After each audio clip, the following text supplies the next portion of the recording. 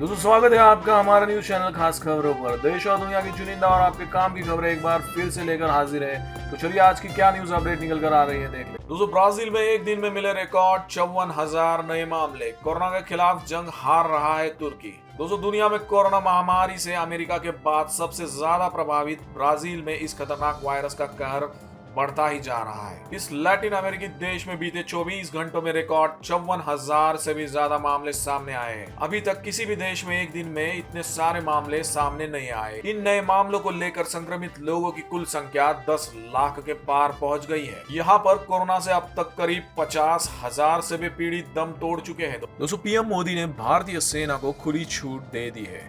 कहा है जो करना है कर लो, देख लेंगे। गलवान घाटी में चीन की सेना से हिंसक झड़प के बाद सरकार ने सेना का हौसला बढ़ाने के लिए कई कदम उठाए हैं। सेना को 500 करोड़ रुपए तक के हथियार खरीदने के अधिकार दे दिए गए हैं। इसके अलावा सेना ने नियमों में बदलाव करते हुए लाइन ऑफ एक्चुअल कंट्रोल पर असाधारण परिस्थितियों में जवानों को हथियारों के इस्तेमाल की भी इजाजत दे दी है। दरअसल गलवाना में हुई झड़प के दौरान भारतीय जवानों ने इसलिए हथियारों का इस्तेमाल नहीं किया था क्योंकि 1996 और 2005 में हुए समझौते में ऐसा न करने पर चीन और भारत में सहमति बनी थी। दोनों देशों में इस बात पर भी समझौता हुआ था कि उनकी सेनाएं एलएसी के 2 किलोमीटर के दायरे में विस्फोटक और हथियारों का इस्तेमाल नहीं करेंगी। लेकिन केंद्र ने अब आर्म फोर्सेस को पूरी छूट दे दी है। न्यूज एजेंसी ने सूत्रों के हवाले से बताया है कि सेनाओं को धरती, आसमान और समुद्री इलाकों में चीन की किसी भी तरह की घुसपैठ को रोकने के लिए